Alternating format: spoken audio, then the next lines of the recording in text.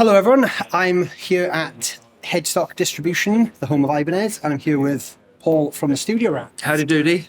And I've got Paul in the video today because we were having a conversation earlier and we're both going down the rabbit hole of Superstrats. Oh yeah. Especially HSS Superstrats. Yeah. So we're both quite big fans of that style of guitar for its versatility and all the cool tones you can get from it. Now, here we have a bunch of Ibanez AZES Essential models. And these guitars are actually pretty affordable guitars. But what we have here is a stock one and a bunch of other ones with some pickup upgrades.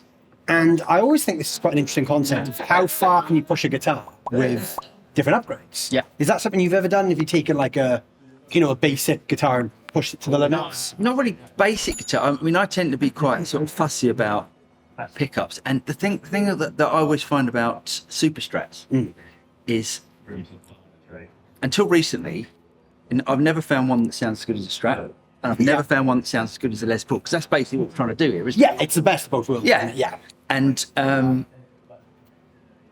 then Valiant got in contact. They sent over a Mercury, and they've got an M80 pickup set, which I think is unbelievable. It sounds like a Strat, and it sounds it's absolutely fantastic. So the great thing about this sort of thing is you can buy a budget guitar, and then you can put in a bunch of different DiMarzios to get the right sort of tone that you want. Yeah. Fantastic.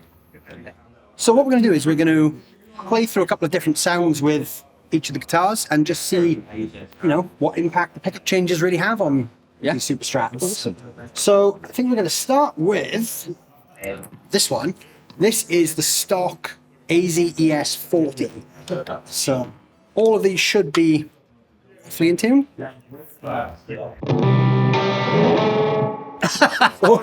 Or maybe not. Or maybe not. Sorry, mate. I don't think I did that one. Or at least close enough for jazz.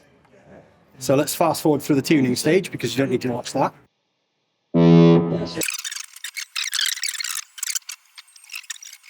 Right, we're back in the room now with an in-tune guitar. Thanks to Mr. Andy Ferris for very kindly detuning this for us. He ruins everything. He does, yeah.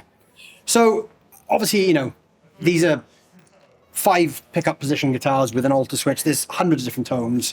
So we're not going to focus on every conceivable tone from each guitar. I think, most people are going to be using bridge humbucker neck single coil. So we'll use that as kind of our benchmark. So here's how this sounds through the Laney. Is that the Ironheart? It is the... It doesn't say. It is. My Laney model knowledge is not It's as good as it should an be. Ironheart Foundry An Ironheart Foundry Dual top. Dual top. Good.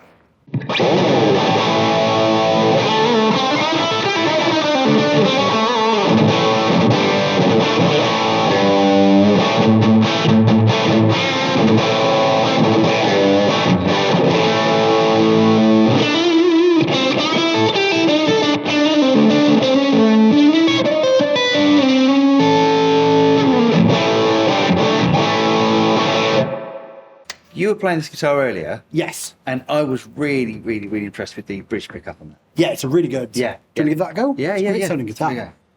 Just to, set the precedent as well. This is a 250 to 300 pound guitar, and that's literally as it comes. So that's completely stock without any mods done to it. Okay.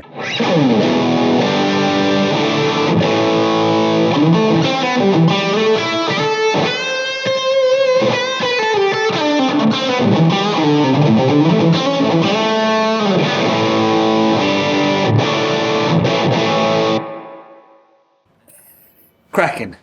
So as a Super Strat guy, where does that kind of fare for you, especially considering the price? It's great. I mean, I think you get it a lot with these with Superstrats. What they tend to do is to put quite high output humbuckers in the bridge position, which I always tend to find quite dark. I like more of a sort of path, sort of a low output. You get way more clarity from it. This sounds like exactly that. Yeah. It's just, it'll be great clean. It's great distorted. It's just, that's what it does. So if you're happy with that, Oh yeah, then forget it. Then end of the video. We're done. But hypothetically, if you wanted to improve on that Superstrat, that's where the wall behind us comes in. So we do have one guitar that we're going to give an honourable mention to, which is this one, which is loaded up with a classic pairing. I'll get some close-up shots of these posters as well. This is a tone zone, an Air Norton, and a fast track from DiMarzio. But unfortunately, there's a problem with the volume pot on this one, so we can't show this one in the video. So we're going to start with this pink guitar, which has what they call the traditional pairing, and a nice strap to match. This has got a Path 59 in the bridge, a red velvet in the middle, and a true velvet in the neck. So this is our first pickup upgrade. Again, exactly the same guitar. It's an AZES 40, but just a different color.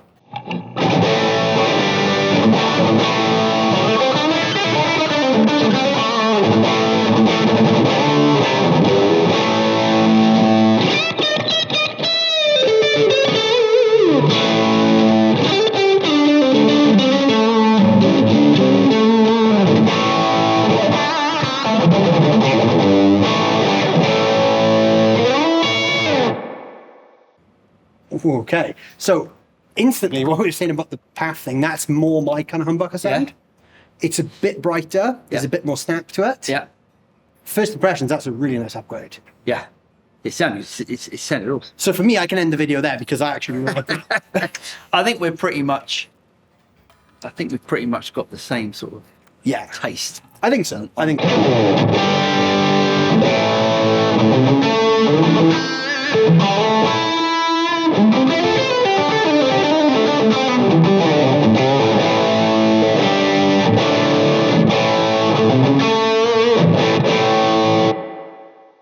Try that neck pickup as well, it's really snappy.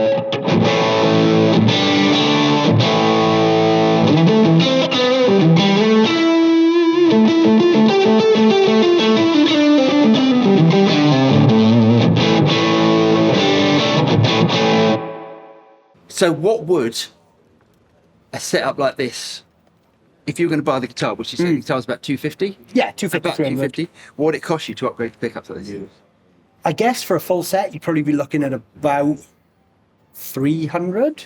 Yeah. I would maybe say. 250? Yeah, 250, 300. So you're doubling the price of the Yes. guitar. So I guess the other question is it worth, I wonder if is it almost worth upgrading the guitar?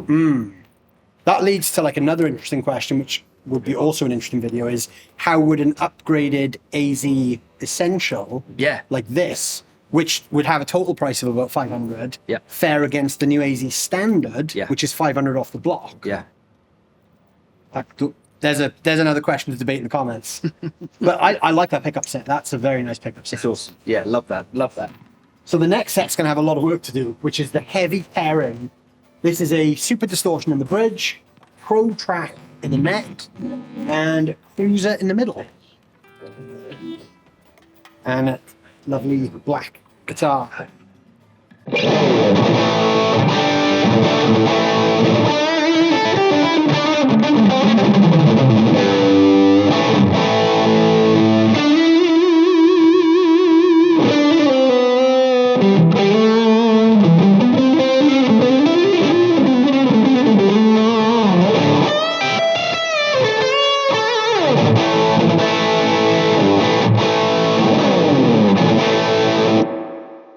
Much fatter sounding, much darker. Yeah. Much darker. Obviously, that's a neck humbucker as well. It's worth mentioning. okay. Whereas that is a single coil. That's actually like a Hot Rail style pickup. Yeah, interesting. Yeah, that's more of like a triple humbucker guitar. But yeah, great sounding. Yeah. So look. It's much darker.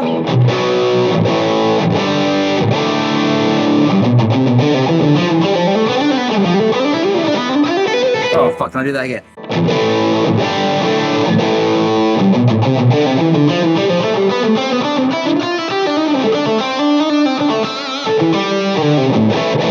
There's no comparison to me. That is, I'm all over that. Yeah, I'm over that. I love the Super Distortion though, because a lot of my favorite guitar players use Super Distortion. Like?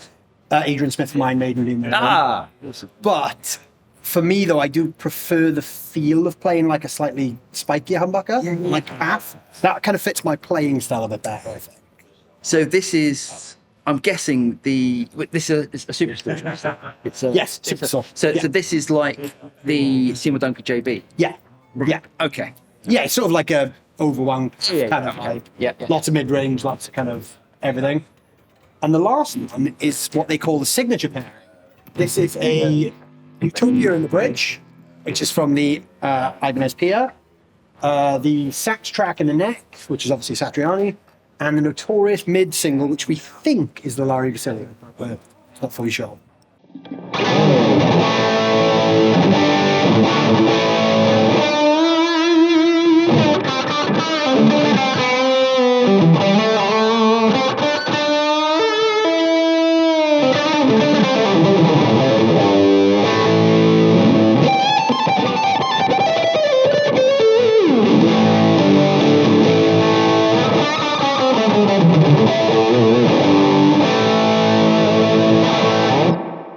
Again, darker, fatter. Yeah. Bridge pickup sounded good. Yeah, bridge pickup sounds great. Yeah. I've never been a big lover of a neck humbucker on an S-type guitar. I don't know why. What I always feel with these sort of hot rail, well, any sort of stacked humbucker, sort of single coil size humbucker, there's always a compromise. Yes. It's never like a fork.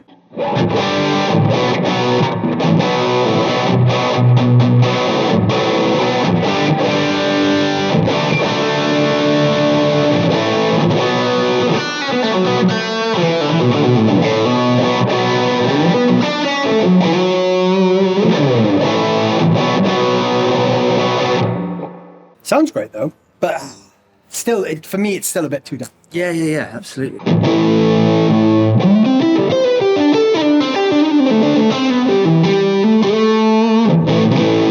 See, that almost feels to me like the tone's wound back a little bit. It's not that. It's not that one. It's not that one. Interesting. Yeah.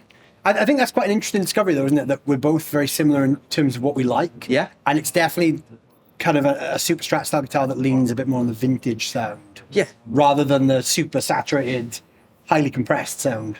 I wonder if that's like I grew up in the 80s. You sort of listen to 80s rock for my sins. And all I listen to. Is it? Well, they are then.